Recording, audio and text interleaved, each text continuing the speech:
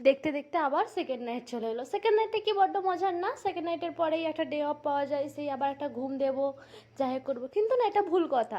যে রাতটা চলে যায় না, ওই রাতের ঘুম বা ওই যে শরীরের ক্লান্তিটা আর কখনো হয় না। আমাদের এই নার্সিং প্রফেশন বলো বা ডাক্তারদের এই সেমই অবস্থা, কারণ আমরা অনেক রাতে ওদেরকে ফোন করে জ্বালাই যে স্যার পেশেন্ট এই করছে ওই করছে, ওনাদেরও সেম।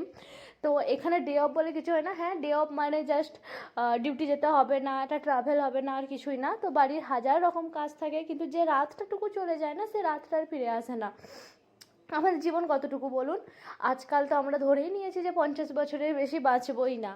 তো ভগবানের কাছে এটাই প্রার্থনা করি যে আমাদের যেহেতু কোনো শিডিউল নেই, কোনো কাজের কোনো ঢং নেই, ঘুমানোর জন্য কোনো পারফেক্ট টাইম নেই, বা শিফট যখন তখন হতে পারে, কোনো এমার্জেন্সি পেশেন্টের জন্য দেরিও হতে পারে, তো কোনো খারাপ বা জটিল রোগ যেন বাসা না বাঁধে।